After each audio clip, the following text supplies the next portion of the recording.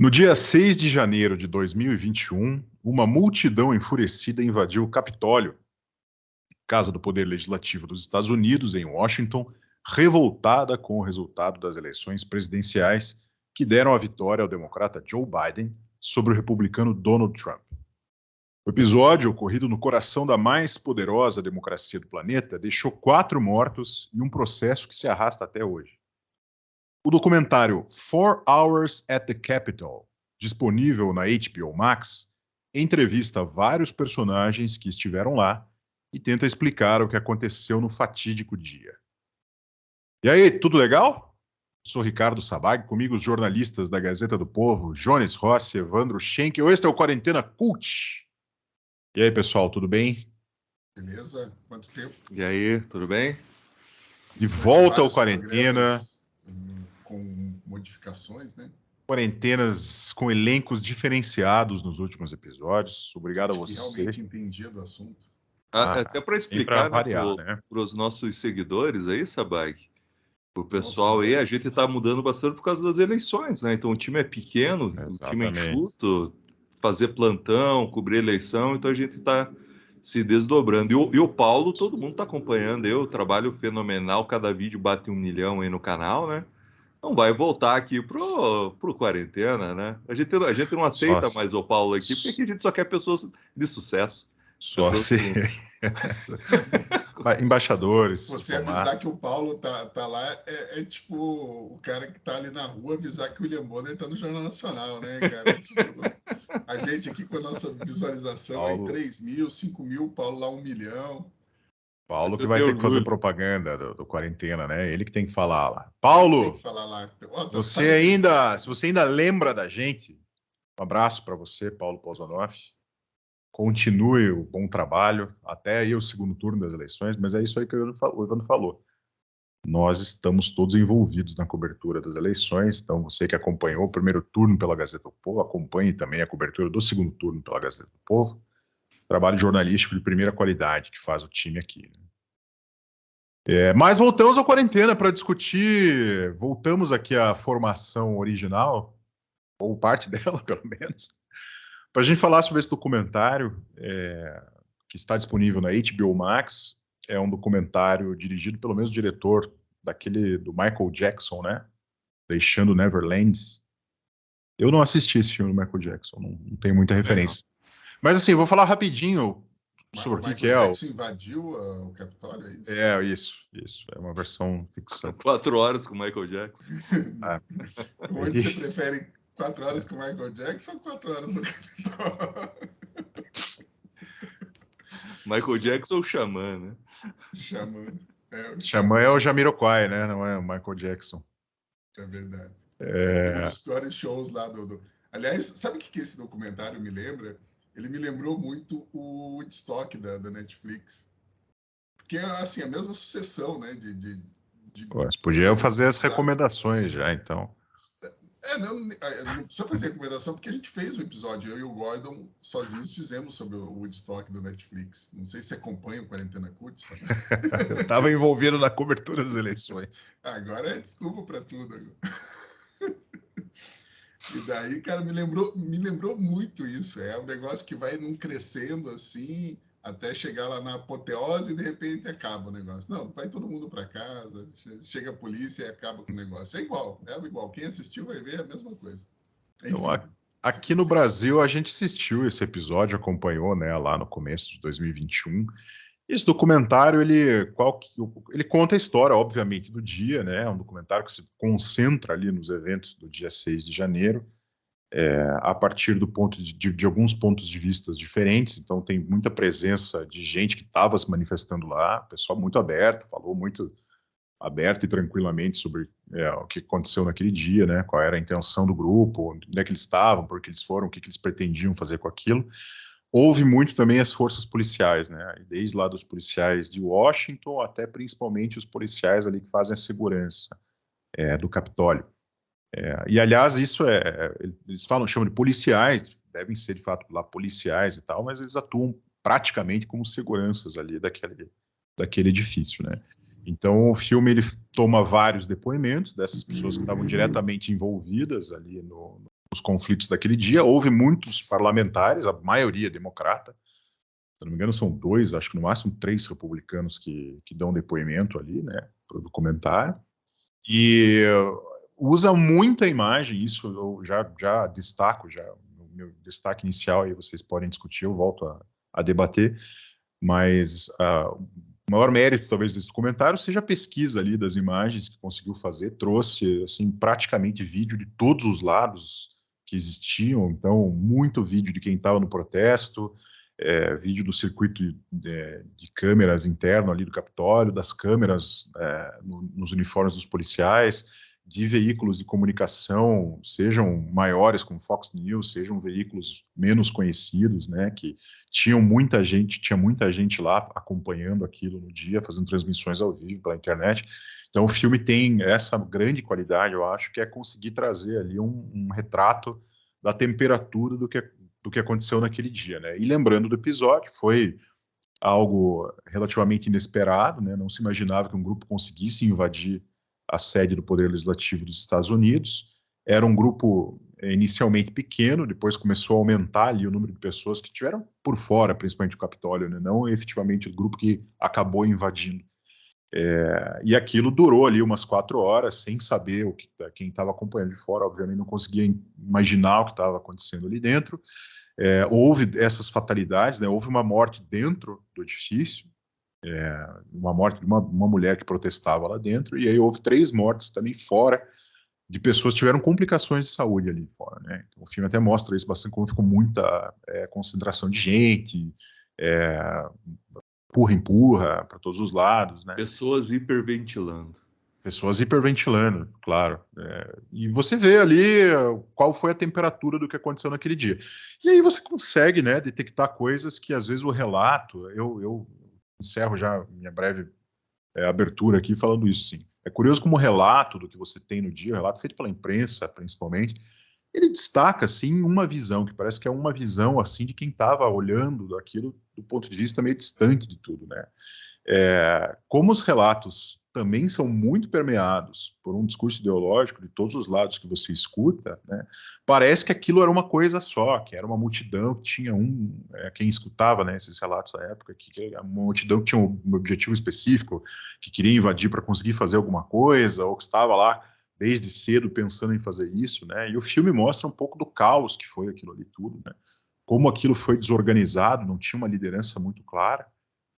E claro que aconteceu com um episódio que, para a história da democracia americana, é um episódio lamentável, né? Porque você não espera que exista essa brecha de segurança ali no edifício, que manifestantes de que lado sejam possam invadir a força ali, obviamente isso é invasão, é força, né?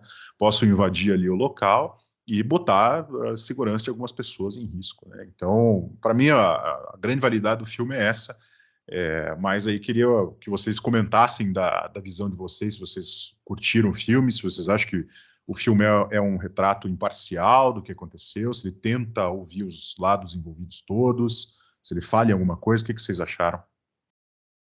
Eu acho que seria bom separar uma coisa. O fato o fato das eleições americanas terem ficado sob suspeita, e até hoje tem relatos de coisas que são muito estranhas, né? Hoje mesmo o Daily Signal publicou um artigo falando de um problema de duplicação de votos, enfim, foi uma bagunça as eleições americanas.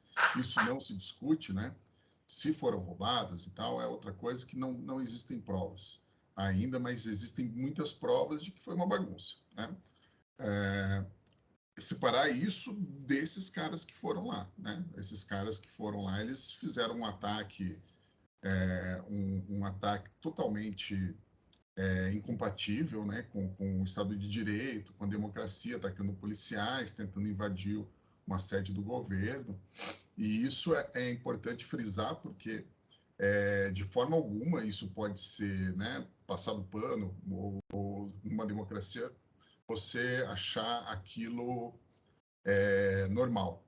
Outra coisa que vale também separar é que essa reação é uma reação também, vamos dizer assim, eu vejo ali muita gente falando, é uma reação contra a elite política. E realmente, né, depois de muito tempo falando que quem apoia o Trump é isso, apoia o Trump é aquilo, obviamente você vai radicalizar uma parcela daquele pessoal, porque você deixa claro que eles não são bem-vindos ao jogo político, né? Como você deixa essas pessoas à margem e, obviamente, sem ter onde expressar, elas acharam ali um modo de expressar o descontentamento delas da pior forma possível, né? De uma forma que não é legítima de se expressar, mas que indica um fenômeno por trás disso, cabe às pessoas tentar entender o que está acontecendo no que se passou ali no Capitólio. Eu diria que ali tem uma grande parcela de gente que foi deixada à margem, foi simplesmente ignorada, foi tratada como se fosse, né, uma parte não válida da democracia, como hoje, né? Você vê aqui no Brasil muita gente falando que os apoiadores do Bolsonaro são nazistas, são fascistas, são Como se fosse uma posição política ilegítima, né, Joyce? Como se fosse simplesmente, existe uma posição política que é legítima e qualquer outra fora desse espectro não é legítima. Tanto que a gente está vendo aí, né, artistas e todo mundo se aliando a uma parcela, praticamente, e falando os absurdos sobre a parcela de apoiadores, né? Você tem um lado aqui, não, esse é o lado da democracia, mesmo que esse cara que hoje, aqui no Brasil, as pessoas falem que é o defensor da democracia, tenha comprado o Congresso para aprovar suas leis, né, que é o claro ataque à democracia, né, fazer uma ponte de safena, né, por cima da democracia, para você passar por cima, e tudo aquilo que a gente já viu, né, apoiador de ditadores, e se falar isso, né, o TSE vai lá e proíbe de falar que o Lula é amigo do Daniel Ortega, é parça dele, que é muito bem documentado. A gente, em Ideias, publicou uma matéria grande sobre isso. Enfim, eu acho que são esses 3 pontos que eu acho importante ressaltar. Que a eleição americana foi complicada, eu não quero falar assim, foi roubada. Por que você não fala que foi roubada? Porque eu não tenho prova. Se eu tivesse, publicava na Gazeta e dava esse furo mundial. Mas que foi complicada, que ali houve claros indícios que tentaram levar na mão grande, houve claros indícios disso, mas, enfim, não dá para afirmar de forma peremptória que isso realmente aconteceu. A outra é que esses caras que foram lá não estavam certos em fazer o que eles fizeram, mas muitas vezes as pessoas tentam expressar algo que está ali, não é da melhor forma possível. A gente espera que isso não se repita nunca mais, mas é bom ficar atento a esse fenômeno que aconteceu. E a terceira coisa é isso, né? Você não pode simplesmente deixar à margem toda uma parcela da população, marginalizar, desumanizar, como é feito muitas vezes, né? Desumanizar essa parcela, que pode ser que no futuro elas ajam de maneira que você achou que elas deveriam, né? Como você pintou elas vão lá e vão agir dessa forma. Passo a palavra para o Evandro, vamos ver aí as impressões do Evandro. Vamos ver. Eu primeiro vou começar fazendo uns comentários aleatórios. Primeiro que o Sabag falou, eu anotei que o Sabag falou, não se imaginava que eles conseguiriam invadir, né? Para mim não foi, eu tive uma outra visão, não se imaginava que qualquer um poderia invadir o Congresso americano, né? Foi nesse sentido que eu quis dizer, Evandro. Não se achava que fosse possível que alguém conseguisse invadir isso, conseguir quebrar lá o que quer que se tivesse de segurança. Normalmente nos filmes, para invadir, você tem que ter um complexo, né? Fazer um plano lá que vai envolver muitas variáveis e conseguir. Daí os caras, não, vamos entrar aqui e foram entrando, assim, né?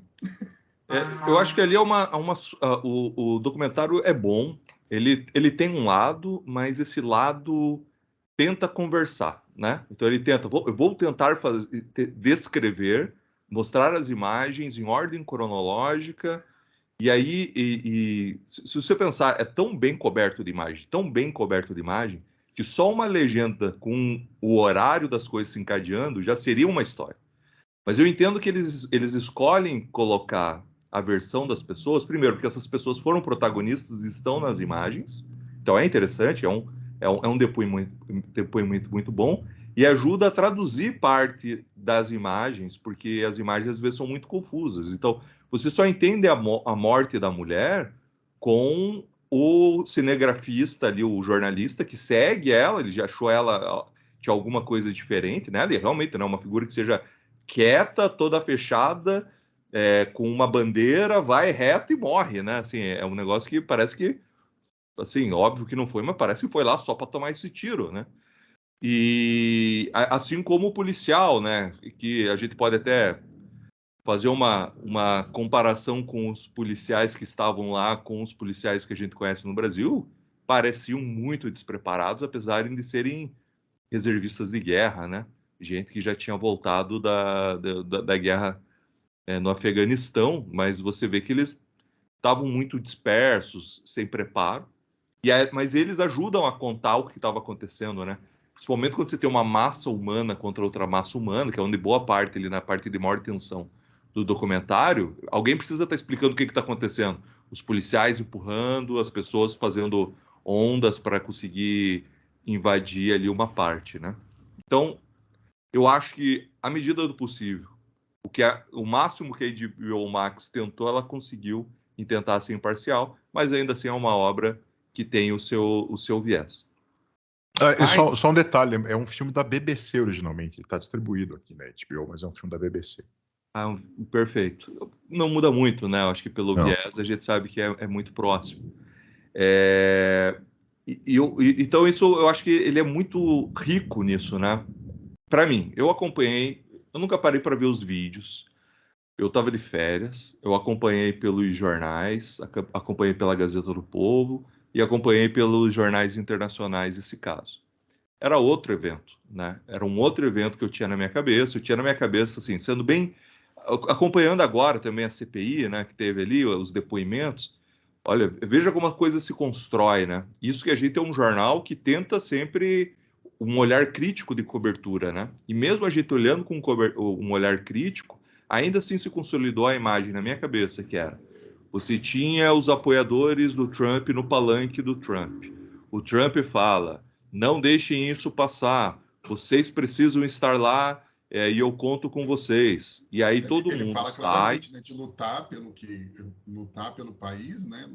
E ele fala, né, que as eleições foram roubadas, né? Então, Sim, ele tem um mas ele sempre discurso falou que as eleições. inflamado, né? Mas ele fez um discurso como um discurso. Eu estou falando a versão que eu tinha, até esse documentário.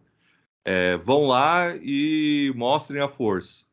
Aí vai para lá. Enquanto isso, o Trump está entrando num carro e os assessores estavam falando: por favor, mude esse discurso, mude esse discurso. Ele pega o volante do motorista, não deixa o motorista mudar o percurso. Ele começa. Eu estou falando com base nos depoimentos da CPI, né, que foi feito.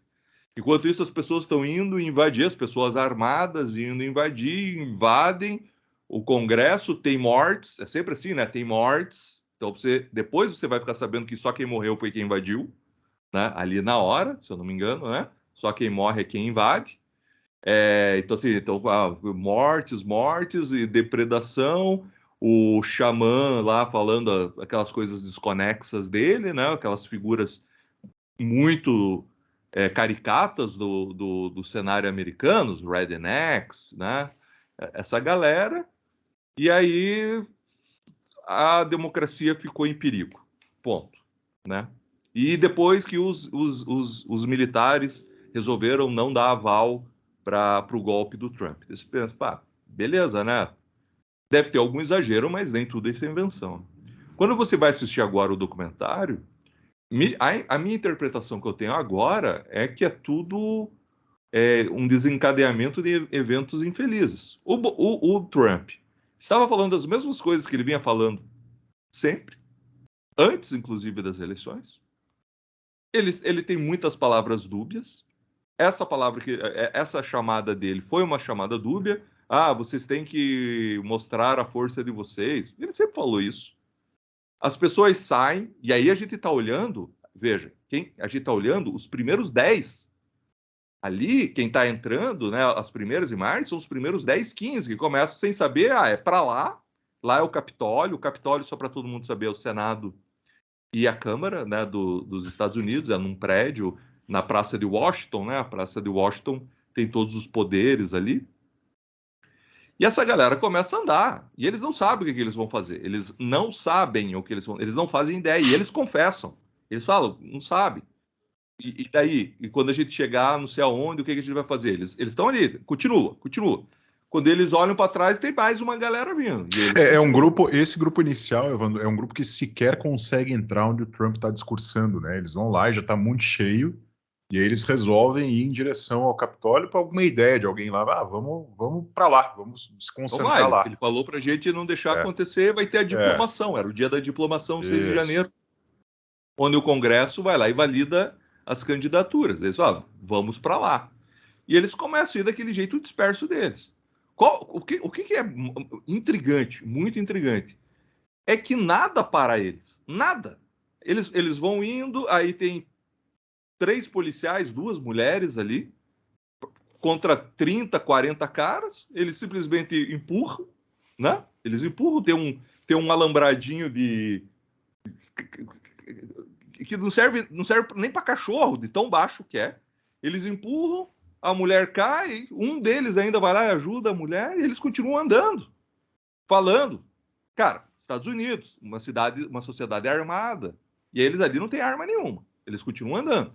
Aí eles vão lá, tem ali uma escada, aí todo mundo vai andando para eles nem sabem para onde ficam as coisas, eles não sabem o que vão encontrar lá dentro. Tem uma parte que é a coisa mais escrota que eu posso imaginar, quando eles não sabem como ir, eles veem uns andaimes ali que estavam preparados para, talvez por algum evento que ia ter da diplomação, alguma coisa, tinha uns andaimes. E eles começam a entrar... Para a inauguração que já ia ser nos próximos dias, e já estavam preparando aquilo que eles fazem na inauguração. E eles começam a subir pelos andaimes, daí começa a vir muita gente.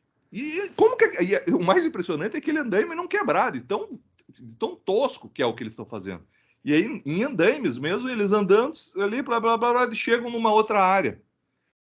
E tudo que eles vão fazendo chega numa área, tem 3 policiais. Aí eles passam por esses 3 policiais. E ainda sem armas, ninguém com arma, nem os policiais e nem eles. Aí eles vão avançando, aí eles estão já por trás, porque eles nem sabiam como entrar. Sabe que é engraçado, Evandro? Naquela primeira parte ali, tem bastante policial, né? Tem os caras com aquela primeira altercação deles. Depois que eles passam para aqueles 3... Tem uns 8, Jones. Não, mas daí tem aqueles caras lá em cima do muro com tiro de bala de pimenta e tudo. Tem bastante ali até. Só que depois parece que desaparece, pessoal. Eles batem em retirada, é uma decisão. O filme mostra isso. Retirada ali. Eu não entendi não entendi que eles batiam em retirada. E aí eles continuam. Daí eles batem em retirada, só que eles não se reagrupam, né? Porque daí os caras sobem pela escada, que seria o lugar mais fácil de você conter aquela... Só para as pessoas saberem, é uma escada onde cabem 4 pessoas de lado só. Eu fiz questão de observar, porque ali você simplesmente teria travado a invasão ali, sim, naquele momento. Exatamente. Né? E aí eles vão indo por vários lugares, as pessoas começam a chegar, e aí chega num ponto onde tem janelas de vidro. Eles vão lá, quebram, entram. Não, e o mais interessante tem a câmera interna. Então, assim, eles usam... o documentarista usa as câmeras deles, dos manifestantes, 80% câmera de manifestantes. Aí você tem mais as câmeras dos policiais na lapela. Então, um ponto de vista animal, né? Você tem ali e ainda tem as câmeras de segurança, que é tudo vigiado, obviamente, gente. É o palco da maior democracia do mundo. Ele é tudo com câmera. Então, você consegue ver tudo isso em várias câmeras acontecendo. Aí vai lá, um quebra o vidro, Aí um coloca a cabeça para dentro. Quando ele coloca a cabeça para dentro, não tem policial ali. O único que chega ali vê, meu Deus, o que aconteceu? Olha, pega um spray de pimenta, joga e dá no pé. dá no pé. Veja, ali já passava uma meia hora de que eles tinham chegado na frente do Capitol e tinham derrubado algumas barricadas. E eles ainda não sabiam onde essas pessoas estavam, eles estavam perdidos. E dá no pé, e as pessoas começam... O filme falha porque ele não mostra em momento algum qual é a tática ou a ordem que tinham aqueles policiais. E eles entrevistam, né, um dos entrevistados é o comandante da operação ali, o cara que chefiava a polícia ali do Capitólio. Mas você não sabe quem deu a ordem do tipo, vamos bater em retirada, vamos para tal ponto, vamos segurar aqui, vamos segurar sem violência, ou vamos formar um cordão e daqui ninguém passa. Ou o que a gente faz depois que eles entram? Porque é isso que você disse. É muito evidente que você tinha aquele grupo de pessoas se aproximando e tinha derrubado 3 barricadas pequenas ali, mas já tinha derrubado, tinha entrado à força, né, no terreno e estava quebrando vidro. E aí você pensa, mas será que eles não estavam ali se comunicando? Pensando, vamos fechar a entrada principal, onde eles estão e tal, e dali não formar um ponto. Parece que existe uma grande desorganização. Para mim, Sabag, o documentário deixa até claro isso. Eles não estavam se comunicando, não existia qualquer plano de contenção, porque, veja, enquanto tudo isso está acontecendo, os senadores e os deputados, eles não sabem de nada que está acontecendo. As pessoas já estão nos salões ali, as pessoas já estão invadindo os gabinetes, e os deputados e senadores não sabem, ninguém fez um plano de contenção. Eles só fazem o plano de recuo, de retirada para uma sala de segurança dos senadores e quando as pessoas chegam a 6 metros, né? Ele fala, as pessoas estavam num corredor a 6 metros. E por que as pessoas não chegaram, os invasores, não chegaram neles? Porque eles não sabiam. Eles ficaram andando, ficaram fumando maconha lá no negócio. O cara ficou distribuindo maconha. O cara que viralizou lá, né? Depois foi preso. O cara fumou maconha no Capitólio.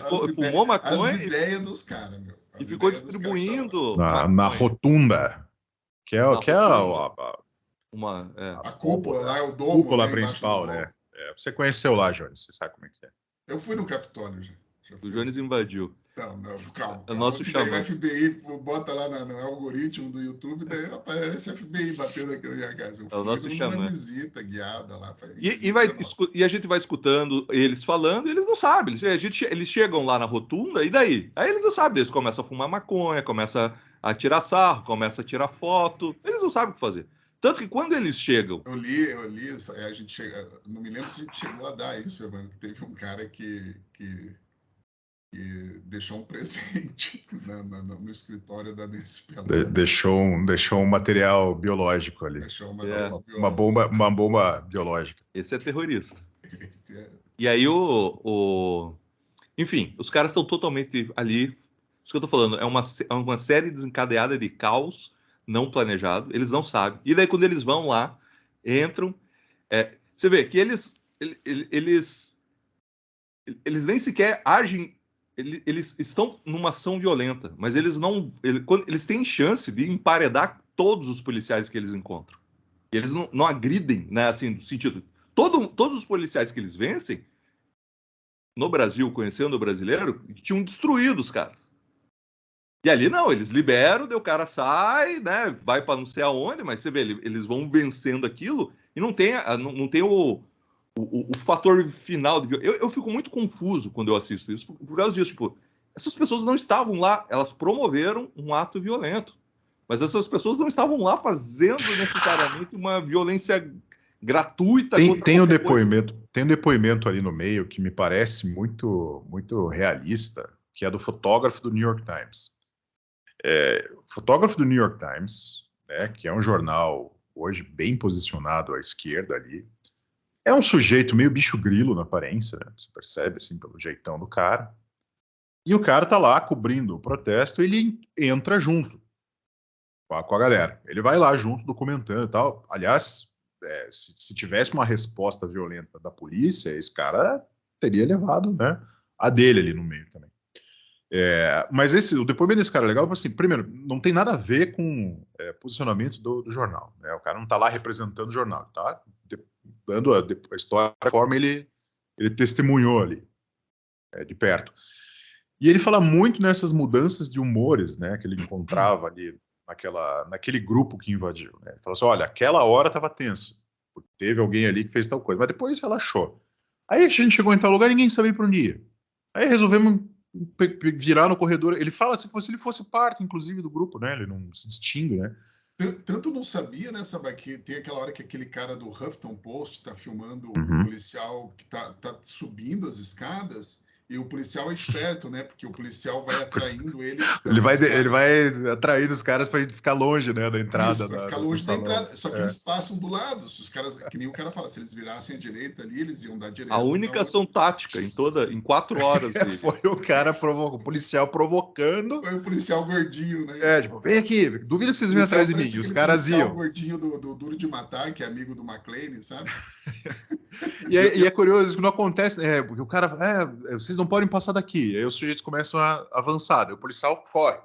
Ele para em outro ponto, daqui vocês não vão passar. Eles chegam até lá, daí ele sai de novo. E qualquer um dava uma na orelha dele e estava imobilizado. E eles não fazem isso, né? Tipo, eles não chegam a fazer isso, né? É que Tanto é que comportamento de multidão, Evandro. Eu já vi isso, sabe? O comportamento de multidão é assim: tem horas que ela é muito corajosa e vai, e tem horas que ela, tipo, é intimidada.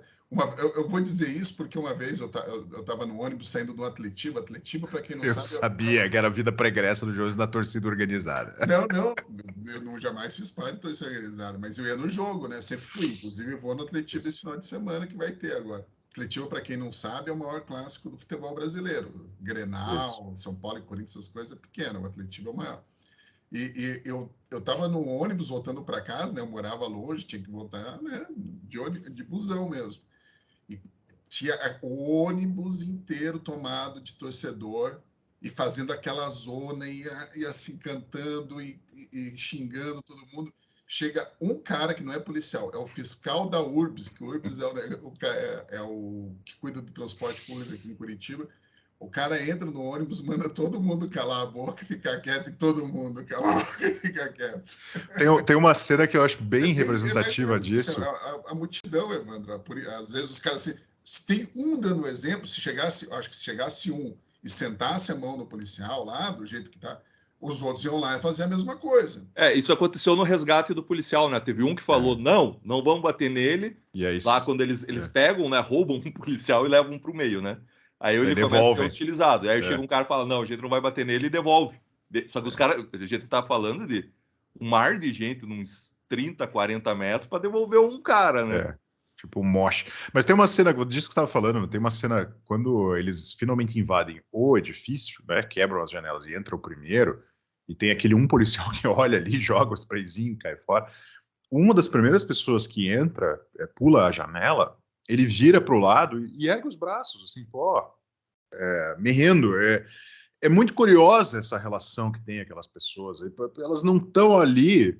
Bom, perdão, eu não sei o que elas queriam ou não queriam. Estou lendo o que as imagens mostram, né? Mas a sensação que dá é que uma parte delas, mesmo aquelas que estavam lá na linha de frente, elas não estão ali querendo confrontar com os policiais. Elas estão ali até, olha, não quero. Elas querem expressar A a indignação incompreensão, a delas. indignação delas com tudo que está acontecendo, né? Eles não quer confrontar. Então o policial pode ter falado qualquer coisa para ele, e o cara, não, peraí, ó, eu não tô aqui, sabe? Não vim aqui brigar com você. Não é isso que eu quero. E nisso começa a entrar mais gente, e aí vem outro, pula a janela, vai lá, abre a porta. Os outros começam a entrar. Então, assim, tem violência, é evidente que tem violência, né? O Evandro falou, eles não estavam armados. De fato, não existe relato de armas de fogo. Tem um ou outro depoimento que fala assim, eu vi que tinha alguém... Tinha o xamã com a lança. Mas, assim, tinha gente lá, em quem invadiu com lança, com bastão de beisebol, com taco de hóquei, umas coisas. Os caras tinham na mão, e claro que estavam usando ali. No confronto, havia lá uma bateção de lado a lado. Mas não houve, à exceção da pessoa que morreu, que levou um tiro e morreu, claro, não houve intenção por parte dos manifestantes que entraram no prédio de conflitar diretamente com aquela polícia, assim como os policiais. Isso eu acho que dá para falar em defesa deles, ainda que as forças policiais pareciam desorganizadas. Todos os policiais que estão ali na linha de frente, ouvindo, né, gritaria e vai para cima, e você é traidor, e você devia me obedecer, e você isso, aquilo, nenhum deles praticamente vai às vias de fato, até porque qualquer coisa que fosse mais violenta ali poderia ter detonado uma resposta da multidão, como disse o Jones, mais violenta. Imagina, né? Se você tem lá, pegaram um sujeito lá e começaram a linchar o cara na frente de todo mundo. Isso ia provocar uma resposta, né? E a sensação que dá é que os policiais estavam, e um deles até dá esse depoimento, fala assim, olha, o máximo que eu podia fazer era dar uma ordem que eu não sabia se ia ser atendida, e se eles não atendessem, eu só podia só para lamentar. deixar claro, Sabag, o que eu não estou falando mal dos policiais, pode ter parecido que eu falei mal dos policiais, eu estou falando da organização que 3 horas depois ainda era óbvio que não sabiam como reagir. Parece que não tem Sim. policial na cidade. Até Assim, é uma porque coisa que, falar mal veja, da organização é falar a favor dos policiais, né, Evandro? Porque a gente, tipo, os sim, policiais precisam se sentir seguros e estar seguros para fazer, como fazer o serviço deles. a gente teve aqui o 29 de abril, né, você tinha lá os funcionários públicos. Aqui em Curitiba, no Paraná, né? Isso, em Curitiba, no Paraná, a gente teve lá uma votação que ia mexer na previdência dos servidores. Os servidores encheram a praça onde ficam os três poderes aqui. A polícia isolou a área e sentou bala em todo mundo. E, né, a manifestação Bala de ela borracha. foi só de recuo, né? E o engraçado é que, na época, parte da esquerda, né, que obviamente alegou violência, mas não viu o atentado à democracia evidente, né? E aqui não é passar pano, mas qualquer tipo de interferência que você tente suprimir a vontade popular através dos seus representantes, ou seja, pelo legislativo, é sim um atentado à democracia. Se os deputados que foram eleitos estão lá para votar, você pode protestar, você não pode tentar impedir o que eles estão fazendo, que foi exatamente o que o time desses invasores do Capitólio tentou fazer, né? Não sei se eles queriam fazer isso, foi o que eles fizeram, quer dizer, foi o que eles parcialmente fizeram, porque só foi suspenso e depois voltou a ter sessão e todos foram diplomados, né? Mas não me parece em nenhum momento anterior que eles falaram, vamos lá acabar com O isso. filme, o posicionamento do filme tá que ele tenta comprovar ou militar, para usar uma palavra boa, ao lado da ideia de que foi o discurso do Trump que motivou as pessoas, né, a fazerem o que fez. E eu até tomo uma posição. Eu acho, de fato, o discurso que ele fez, ainda que não fosse nada de novo, foi um discurso que motivou as pessoas a quererem tomar alguma atitude naquele dia Elas falam isso. especial. Também Né? acho que Agora, o Trump foi um bom presidente, mas ali foi talvez o pior momento da presidência dele. Agora, não existe uma ordem expressa de quem quer que fosse, nem do Trump, nem de outras pessoas envolvidas, que fala assim: olha, nosso objetivo é entrar no Capitólio, paralisar a votação e impedir a diplomação do Joe Biden. Não existia essa ordem. Existia, sim, uma manifestação de completa incompreensão do que estava acontecendo, de desagrado de uma parcela muito grande daquela população, que se viu alijada da sua representação naquele momento. Né? Eles não viam ali o seu grito ser sequer reconhecido. Né? O Jones falou bem no começo, a gente não tem como afirmar aqui que houve fraude na votação americana. Né? Não houve nenhuma decisão judicial que permita que a gente possa fazer essa afirmação. Agora, que houve um monte de suspeita, isso houve, que o processo de votação foi desorganizado e confuso, isso é evidente, até por tudo que aconteceu. E tem Então aquele é problema justo se nessa vaga imaginar. que você, hoje em dia, você não pode mais nem falar da suspeita que você tem, né? Se alguém for numa rede social e falar, Não, ó, eu não. suspeito que ali, por causa disso, No vai ter um Brasil, checador, vai ter no um. Brasil existe uma legislação, uma jurisprudência que você não pode colocar em suspeita certos processos democráticos, que isso em si é um atentado à democracia. Aí você tem nos Estados Unidos uma parcela muito grande da população que se mobilizou, que participou politicamente de tudo aquilo, que está insatisfeita com o resultado, mas ela não está meramente questionando, eu acho que houve fraude, portanto não pode haver a diplomação desse cara que, para a gente, ele perdeu a eleição. Né? Ela não está encontrando eco na sua reclamação geral das coisas. Tanto é que tem depoimentos ótimos ali das pessoas que estavam no meio da invasão ali no meio que vinha um dos repórteres de um site de direita que estava acompanhando e faz as perguntas, né? O que você acha que é a solução para esse caso agora? Essa pergunta eu achei muito pertinente, inclusive, a pergunta do cara.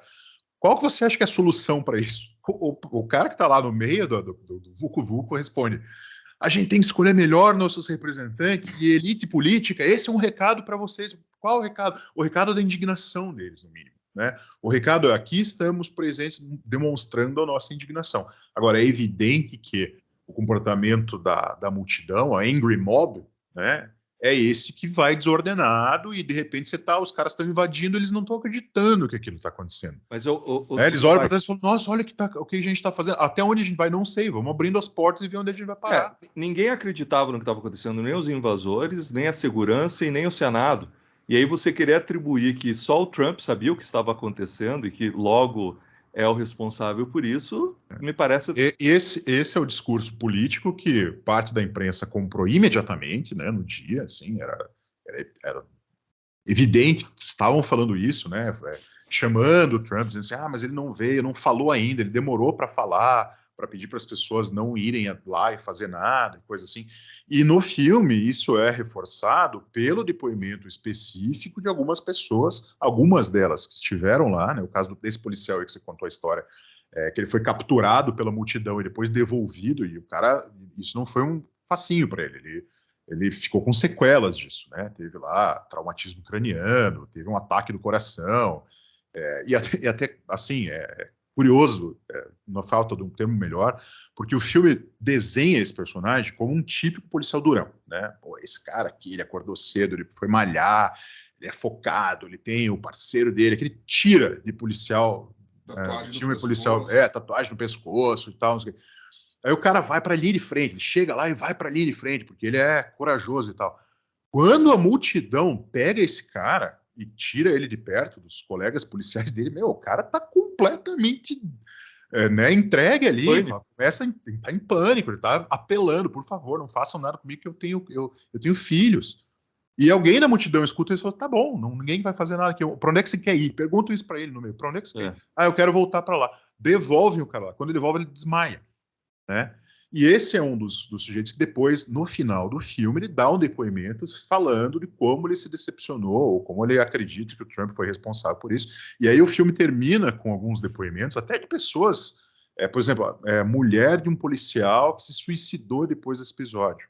E aí até o Jones tem informação, né, que não existe comprovação de que o suicídio foi ocasionado por conta da participação desse policial lá nesse dia, mas de fato 5 dias depois, não lembro quanto tempo, o sujeito se suicidou. E aí tem depoimento da esposa, que até então não tinha aparecido no filme, né? Até então alguém que não tem participação no que está acontecendo, vindo falando, culpando o Trump por isso. Então, essa escolha... Não, Trump, ela culpa todo mundo que apoia o Trump. Inclusive os apoiadores. Metade da população americana é culpada. Mas aí, Evandro, aí eu vou dar um desconto porque a mulher perdeu o marido, né? Tipo, ela nesse momento, ela não Claro, Jones, ela tem todo o direito de ter eu acho que talvez dela, eles né? não devessem ter colocado aquilo ali no documentário.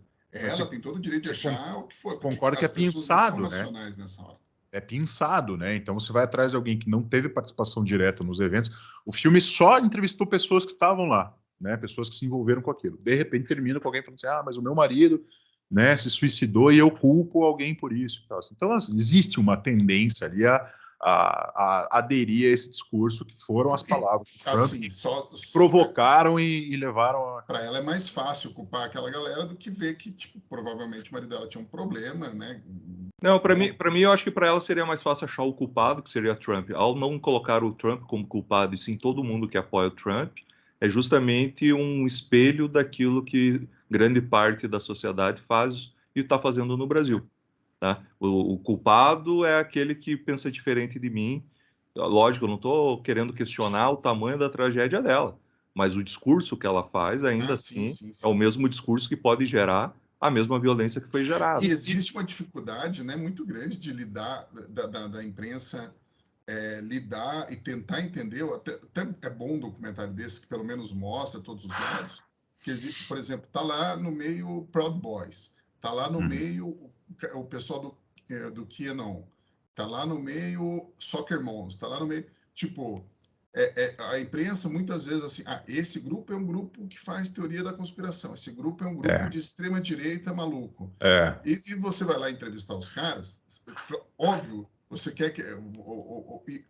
quer que entender esses caras ou você quer simplesmente taxar eles, criminalizá-los, né? Por exemplo, coisa que não acontece quando é de esquerda, né? O MST é criminalizado, há um bando de extrema esquerda que invadiu a fazenda aqui no Brasil, dá um exemplo. Não fazem isso, né? Vamos dar um exemplo. No Brasil, como é que a gente tratou a invasão ao Congresso com tocha em 2013? Não sei se você se lembra aquela imagem das pessoas em cima do Congresso. Lembro. Foi invadido. O que é isso? Isso é ataque à democracia ou não é? Ou ataque à democracia é só quando é de um lado? O que foram todos aqueles ônibus queimados que a gente teve de Black Bloc? Isso é terrorismo. Evandro, eu acho que até isso é uma coisa que o filme suscitou em mim, essa reflexão. Os Black foram tratados como heróis, né? Durante boa parte dessa cobertura. Sim, o MST invadiu o STF. Então, você tem a adesão a esse tipo de discurso aqui muito fácil, né? Tipo, a legitimidade do movimento social em reclamar os seus espaços e coisas assim. Aí a gente transportando para esse episódio nos Estados Unidos. É evidente que a gente não pode legitimar a invasão do Capitólio. Isso não dá, não tem, é incoerente com quem defende o Estado de Direito. É incompatível com os Estados Unidos, com o que a gente conhece dos Estados Unidos, né? Eu acho que... Agora, o que eu queria dizer é o seguinte, quando você tem lá pessoas que estão cantando lá o ano da independência dos Estados Unidos, né, da Inglaterra, e elas estão enxergando que aquele momento pode ser um momento de ruptura, que aquele momento é um momento que pode prevalecer uma força, ela sim, antidemocrática, né, que tem alguém que forças que estão ali interferindo no processo democrático, né? Tem pessoas que acreditam muito nisso ali, né? Eu conheço gente que não teve o direito de voto, que teve seu voto invalidado, coisa assim. Me parece, pelo depoimento daquelas pessoas, que elas têm a crença naquilo de que aquele dia podia ser um dia que a história dos Estados Unidos fosse mudar. E elas, ali na sua crença, entendiam que o discurso de desobediência civil talvez fosse a única saída possível, né? Então aí você consegue ver, tem a ver com o que a gente estava falando, de como esse grupo não é homogêneo, né? Como você tem pessoas ali de toda sorte. Eu, inclusive, conheci gente que você, né, ao invés de falar assim, os apoiadores de extrema-direita do Trump e tal, pacifistas pró-Trump, né? Maconheiros pró-Trump, por exemplo. Eu não conhecia esse grupo e estavam lá, olha, eu estou aqui porque eu confio no Trump, eu estou aqui porque ele é o meu presidente, porque eu quero defender as ideias dele, mas eu não quero violência. O cara que foi preso porque fumou maconha lá, é um sujeito que ele tá falando isso, né? Não, que bom que a gente fumou maconha porque todo mundo se tranquilizou e podia ter sido pior. Então, como assim? Você vai misturar com o QAnon, né? Cachaceiros pró-Lula. Eu tenho 2 pontos aqui que eu estou acumulando, vocês não me estão deixando espaço para eu ser Evandro. Poxa vida, vai. Dá teu show agora. Uma que eu acho que é a mais difícil de ser compreendida enquanto a gente entra nesse tipo de debate uma coisa a ação que eles tomaram foi uma ação violenta e é uma ação que corrói a cultura democrática, obviamente. Com certeza. Outra coisa completamente diferente é você tratar isso como uma possibilidade de golpe. Então, assim, você olhar aquelas pessoas, você sabe que elas não têm informação nenhuma, elas não sabem o que estão fazendo, simplesmente fazem. E achar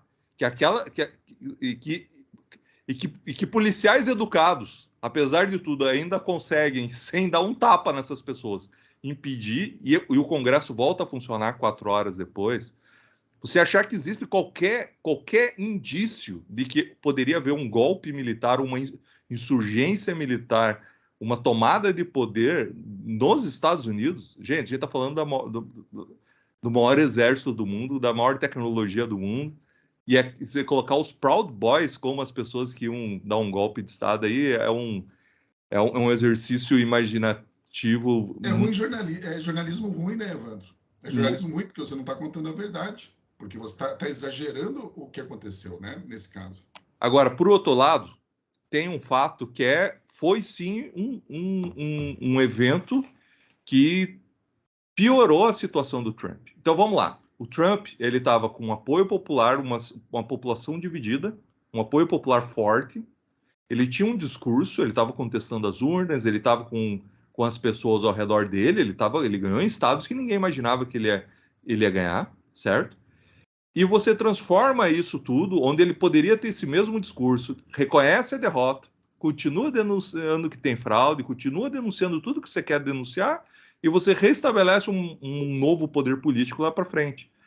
Quando você tem esse evento do Capitólio, simplesmente você faz uma ação contra ao que você está fazendo. Você muda a perspectiva. Foi aberta uma CPI, você tem toda uma cobertura crítica, inclusive dos conservadores, inclusive da Fox News, inclusive da National Review, foi muito forte contra a invasão do Capitólio. Você mexe em todas as balanças, então aquela balança equilibrada que pende por poucos votos, né, há anos, né, desde Bush, né, do Bush filho até para cá, essa balança ela é muito próxima e depende muito da volatilidade do momento. E você tem um evento faz desse. A diferença. 2 estados ali fazem toda a diferença. É uma antipropaganda muito forte, mas muito forte. Deslegitima o Trump como ator político, né? Ele não é mais um ator político, daí ele passa a ser um ator à margem do sistema, totalmente à margem do sistema. Não é sabendo que o próximo presidente é uma figura política frágil, né? Que tem, quer dizer, era só esperar, né? Era só esperar, mantém o discurso, espera e faz uma nova recomposição política.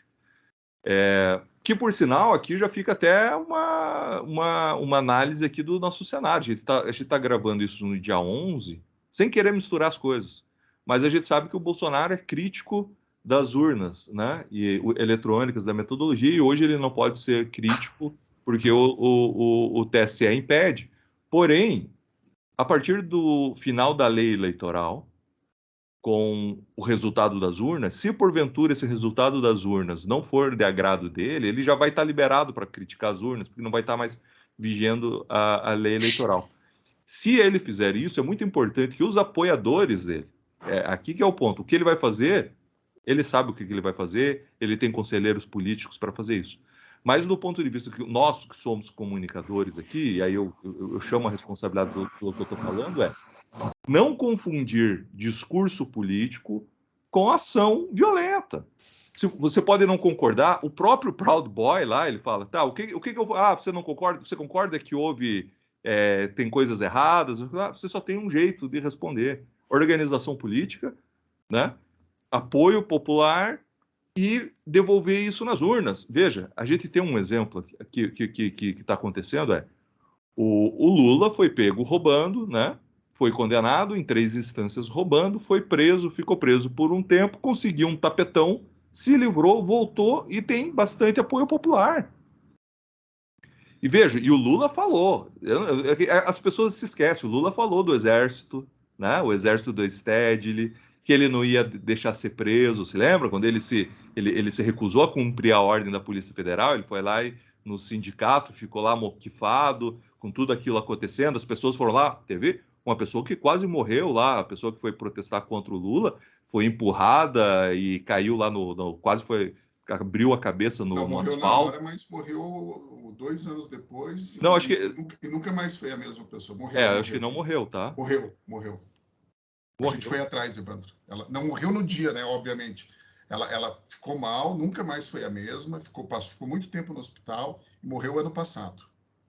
Então, as pessoas esquecem disso. O que eu estou querendo dizer é que a força política, com inteligência, ela é muito mais fácil de se tomar o poder do que a violência, que vai gerar Veja, isso que a gente está falando dos apoiadores do Bolsonaro, que até o momento é a população mais pacífica que eu conheci.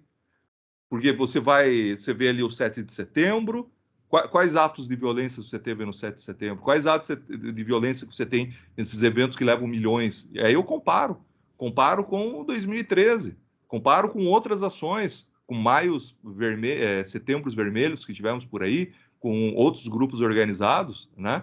É uma população pacífica. Você dá a chance de romper com isso, porque as pessoas se descontrolaram, a direita recua para 20 anos atrás. Então, assim, não dá para misturar as coisas. A política se faz com política, não se faz com violência. Independentemente do resultado. Independentemente das condições desse resultado. Sim. E cultura democrática não é só votar, né? Cultura democrática é as pessoas se organizarem em torno de interesse em comum, né? Por exemplo, se as pessoas acham que o STF, por exemplo, está tomando decisões e está, né, tomando decisões que beiram autoritarismo, né, coisas que a gente não via nem na ditadura, por que não advogados que são advogados que prezam pela liberdade? Eu nem estou falando advogado apoiador ou não de Bolsonaro, não é isso. É o valor é mais importante, né? Vamos juntar aqui advogados que prezam pela liberdade, amam a liberdade. E vamos fazer um grupo que analisa cada sentença ligada à liberdade do STF. Já existem advogados por aí, advogados. Então, Então, isso essa organização leva tempo. Veja, a indignação da parte da população é tão grande que colocou um Senado que tem grande chance de ser muito mais ativo em relação ao STF. É isso. Exatamente. Isso tem mais efetividade do que os 300 da Sarah Winter na frente, soltando rojão na frente do STF. Exatamente. Esse é um fato. Fato, né? total. Não tem como. Dá trabalho, gente. Não é chegar lá, fazer uma gracinha, quebrar vidro e fazer coisas violentas que o Brasil precisa, a população precisa se indignar. Precisa, mas não da forma que a gente viu ali nesse documentário. Então, esse documentário é como dizem os americanos, um cautionary tale para mostrar, né? Um aviso, uma advertência a todos. Não tentem fazer isso. Esse tipo de coisa que a esquerda atrasa quer. qualquer... É o que a esquerda quer. É o que a esquerda quer. Aliás, ali eu vi que você foi por um caminho, você não chegou no final desse caminho que você foi falando, não tinha policial aqui, não tinha policial ali. Estranho, né? Estranho não ter tanto policial num negócio assim. Dá até a impressão que foi algo, né? Que tinha alguns ali incitadores que entraram. E teoria da conspiração total, né? Mas fica estranho, né? Quando você vê que a organização não estava. Eu vi que você foi por esse caminho, você parou ali no meio ali desse caminho, não quis ir adiante, porque realmente Eu só trato de fatos. Fica no ar. Fica no ar. Mas então, quem gostou, quem quiser conhecer um pouco mais essa história e avaliar uma história bem recente de uma democracia ocidental, com paralelos, né, em relação ao que se passa no Brasil, fica aí a nossa dica de você assistir esse filme. Só tem o título em inglês mesmo, tá, pessoal? Não é que a gente quer ser pedante aqui, é só esse o título em inglês mesmo.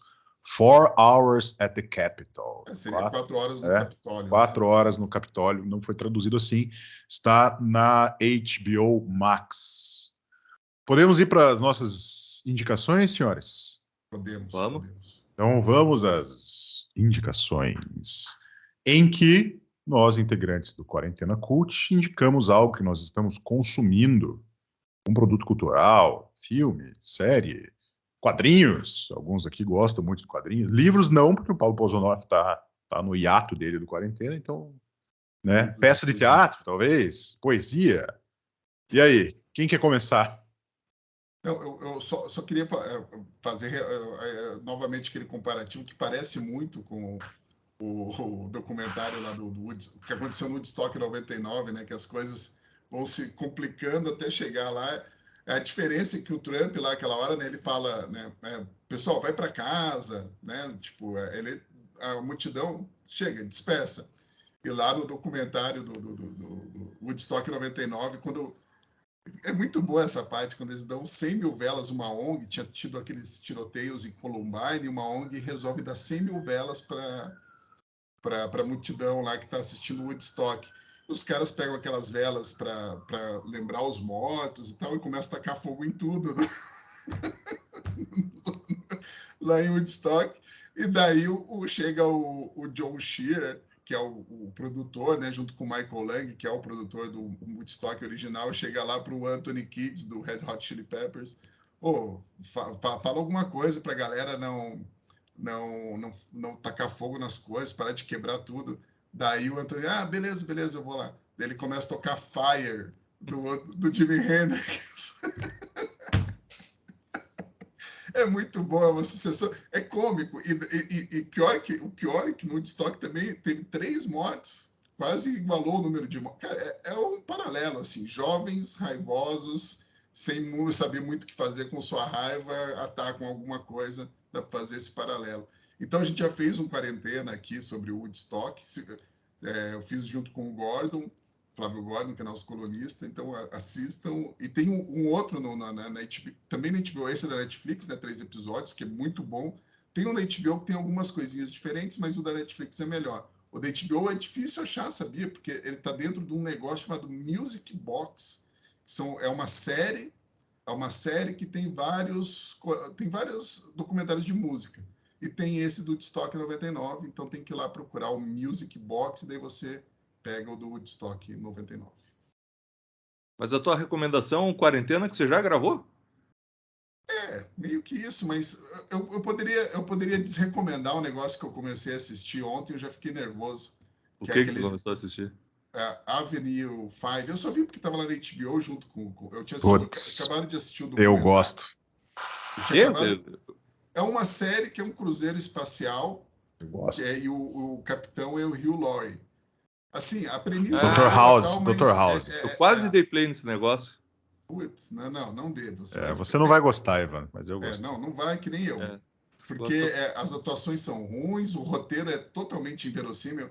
Cara, você fazer ficção científica pode fazer, só que as coisas precisam ter um mínimo para você não, para você pegar a suspensão de descrença, né? Para você assim, não, dentro daquele universo as coisas precisam fazer sentido, não precisam fazer sentido no nosso universo, mas dentro daquele universo precisam fazer sentido. E dentro daquele universo do Avenue as coisas não fazem sentido. Então eu já larguei assim na primeira, o mote da série já é muito ruim, então tipo eu já larguei mão do negócio, achei muito fraco e as atuações também estão horríveis, cara. Parece um teatrinho, assim. Muito ruim. Essa é a minha desrecomendação. A minha recomendação também é do HBO Max. Eu lembro de um comentário que algum dos nossos espectadores fez, né, já falamos isso também, né? Vocês só indicam coisa do HBO Max. Não, é casual, não é preferência, não, né? Mas a minha indicação também vem de lá, e pelo seguinte, porque não sei se vocês estão acompanhando isso, mas tem essa conversa, né, do que vai acontecer com o HBO Max, esse serviço, né? A Warner foi comprada lá, mudou o presidente, bom, pelo Discovery, né? Vai concentrar tudo no aplicativo do Discovery, e talvez o HBO Max perca o que, na minha opinião, era um dos maiores apelos, também como consumidor, do que ele tinha, que é o acervo grande que eles têm, seja da Warner, seja dos clássicos, seja até do Cartoon Network. Então, a minha indicação é de um programa que passava no Cartoon Network, lá naquela faixa Adult Swim, que era um dos desenhos e programas ali da madrugada para o público adulto, que é o Space Ghost Coast to Coast. Putz, eu tentei rever esses dias aí, eu fui até o quarto, não aguentei. Eu gostei muito de rever, ao contrário, a gente anda discordando aqui nas nossas preferências de comédia, né? Mas eu revi, assim, e adorei rever, completamente datado. Eu não consigo mais lembrar. As pessoas que aparecem os entrevistados, eu não sei mais quem são. Ficou para trás, assim, tem muita coisa que você perde um pouco a referência, mas era um festival de absurdo aquilo. Isso não é, olha, eu admito o seguinte, não é uma coisa que vai agradar, né, um grande público, assim, ficou muito datado e umas piadas, né, bem específicas. Tentei assistir o spin-off lá da filha dele, que é uma advogada. Do Harvey, o pássaro? Uhum. Tem um spin-off novo agora. Tem. Que também é do Adult Swim, né? Então, assim, não sei, eu tô fazendo uma indicação muito particular aqui, porque eu lamento pelo dia que isso sumir do catálogo, se é que vai sumir mesmo, né? Mas por que eu não entendi o que o catálogo tem a ver com a fusão? Parece que eles vão acabar com o tendência, a tendência é que essa parte do catálogo desapareça, né? Mas por quê? Decisões... pergunta lá para o CEO dos caras lá, mas eu li isso também, eu li isso. Tem reportagem. Não faz sentido.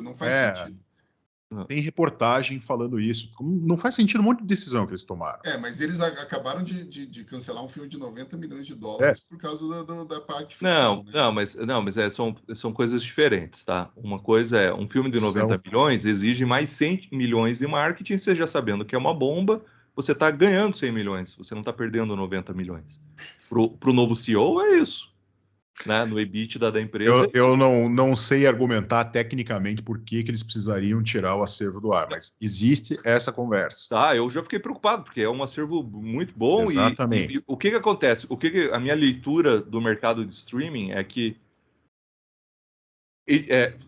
para mim é franco favorito HBO, vai ser o maior streaming por causa de tudo que acontece, né? A Disney passou a Mas Netflix, né? A Disney é a Hã? maior do mundo agora. Sim. E a Netflix está em queda, né? E vai continuar em queda, né? Então, por uma série de razões, né? Até pela perda de catálogo, porque se todos estão lá, quem é que vai vender para ela conteúdo? Na verdade, quem mais ganha é quem não tem streaming hoje, que é a Sony, que vende o seu catálogo para todo mundo, né? Então, ela é que mais ganha dinheiro entre todos. Então, ela não tem que se preocupar. Quanto mais streaming, melhor. Ela vende para mais gente. Mas o que afetaria o catálogo da Warner é porque o custo de você manter um produto que não está sendo assistido é muito alto. Mas isso vai acontecer com todos. Então, você vai fazer a conta... Por que a Netflix vive tirando filme de catálogo? É porque ninguém está assistindo, só por isso. E você paga, você tem que ir a cada 5 anos, você tem alguns contratos de renovação. Tá aí. Então, na TV não existia isso. Mas eu cito a HBO porque quando surgiu o serviço, esse foi um dos argumentos de venda, né? Que eles iam ter esse catálogo gigante, que teriam os clássicos, diferencial, né? teria os desenhos do Cartoon. Pô, você pega lá as séries antigas que a gente sempre falou, né? The Wire, Sopranos, tá tudo lá, né? Pois é. Assim, não dá para saber se eles vão tomar essa decisão de fato ou não, o que vai ficar, o que vai sair. Mas como existe essa conversa, eu faço essa recomendação, que é uma coisa muito particular e que dificilmente ele sustentaria se fosse pela audiência, porque ficou muito datado mesmo, mas é uma pena porque você perde essas coisas. Como não existe mais videolocadora e tal, você fica meio que sem acesso a isso. Então, eu que sou um saudosista ali do início dos anos 2000, dou essa recomendação. Agora a Globoplay tá com umas coisas bem legais, né? De coisas brasileiras, né? Que não vão ter em lugar nenhum, né? Essa série nova do Tim Maia, eu não vou recomendar ainda porque eu tô no primeiro episódio. Mas eu vi o primeiro episódio e gostei muito. O resto deve ser do mesmo nível, assim, mas tem É uma muitas série histórias. nova ou eles transformaram em série aquele filme lá? Não. É uma série documental, não é um filme. Ah, tá. Não, bom, série documental com certeza vai ser melhor que o filme. Ah, não, sim. Mas bem legal, bem legal. E tem muito material do Tim Maia falando, né? Entrevista enfim, aparições em programas de Por isso que ele não ia no televisão. show, né? Tava falando. Bom, deixa eu dar minha indicação aqui, vocês não me deixam, pô? Hoje tá difícil aqui. Desculpa. Eu vou recomendar a segunda temporada de Only Murders in the Building, do Star Plus, que eles conseguiram, assim, era muito difícil deles conseguirem fazer uma segunda temporada igual a primeira, muito difícil, porque, veja, a primeira temporada é algo que as pessoas desenham por anos, e quando conseguem fazer, elas têm que dar o melhor, porque finalmente elas conseguiram, né? Todas as séries, assim, Mr. Robot, você vê a primeira temporada e fala, meu Deus, é óbvio que o cara ficou 10 anos estudando esse roteiro, limpando, não sei o quê, né? E aí, quando você tem a segunda temporada, é sempre uma queda vertiginosa, porque os caras tiveram 8 meses, porque eles, entre o que eles fizeram até descobrir se a série deu sucesso para eles poderem fazer, o tempo é muito curto, né? Então, obviamente que você tem uma queda de qualidade.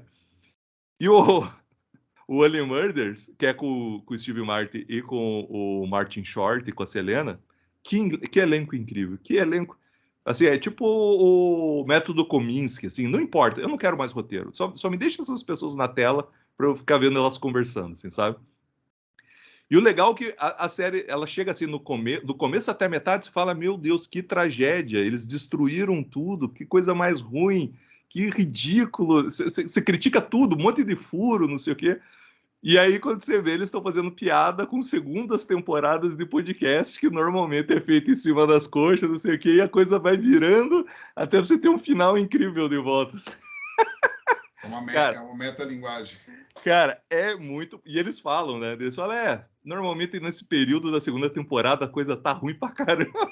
Então, pô, se eles soubessem que era ruim, né? Não fosse proposital, não estaria lá no roteiro, né? Então eles já sabiam também isso. E aí, é isso que é a segunda temporada. As duas temporadas são fenomenais. É a minha série queridinha do momento. E tem um especial no Netflix que eu fui rever. Não eu vi no lançamento e vi agora, porque depois que eu terminei a segunda temporada, eu falei, Cara, o Martin Short, ele brilha no Only Murders in the Building, e eu não gostava muito dele. Sempre achei ele mais ou menos, Afetado. assim, sabe? Hã? Afetado. E no Los Três Amigos, lá ele era o mais... O que parecia ser piorzinho, porque era mais afetado. Tudo isso, né? Os filmes solo dele. Filmaço. E aí o filmaço. E aí quando eu fui rever ali agora, já depois de assistir a série, eu entendi mais ele, né? Que ele brinca, na verdade ele brinca que ele tem um ego muito elevado. E ele tira sarro dele ter um ego muito elevado, né? E aí nesse especial também achei agora um primor, muito melhor do que assistir pela primeira vez, mas muito melhor, assim. Ele e o Steve Martin fazem um dueto de monólogos ali que é espetacular, espetacular. Só que é outro tipo de humor. Não é um humor stand-upero, é outra coisa. Eles estão fazendo ali um humor, assim, bem escola de teatro, né? Com interpretação, com piano man, com não sei o que, é bem outro nível. É mais Cantando na Chuva do que Tem Rafinha. um tipo de humor que às vezes não é muito engraçado, mas é bom humor ainda assim. E é talentoso, né? Que você fala, olha, o cara uniu essa piada com isso, ó, o cara agora tá tocando não sei o que, ó, o cara dançando, ó, o cara canta pra caralho, sabe? Eles gostam de ser versáteis, né? Isso é muito bom. É isso. É isso, E outra, melhor ainda, não tem como assistir Only Murders in the Building e não terminar feliz. É impossível. Impossível. Isso é bom hoje em dia. Talvez era que o pessoal lá precisasse no Capitólio, né? Assistir um pouquinho, ficar feliz, Vamos né? pra casa. Vamos pra Pô, lá cá. teve Tomar um Only Murders in the Nescau. Building, né? Boa. Ele Foi rápido essa, hein, mano? guardou pro Quem vê fim. até pensa que a gente combinou, hein? Foi tudo uma ligação. Meu texto tá ficando cada vez mais trabalhado, né? Começou já lá no começo do episódio. Pô, esse foi bom. Vamos terminar em alta, então. Vamos. Então tá legal, obrigado, Evandro, obrigado, Jones, obrigado principalmente a você que esteve conosco. Um último recado, né? Se você gosta do Quarentena Cult, esse programa a gente faz aqui de graça no canal do YouTube da Gazeta, nos tocadores de áudio, mas considere se tornar um assinante da Gazeta do Povo, porque são os assinantes da Gazeta que permitem que a gente consiga fazer esses produtos que continuam de graça. Então, se você gosta do que a gente fala, dos temas, ou se você não gosta muito da gente, mas gosta do Paulo Podonoff, por exemplo, né? Então considere se tornar um assinante da Gazeta. É isso, gente. Like, curta e compartilhe. Obrigado e até o próximo Quarentena. Valeu, gente. Até.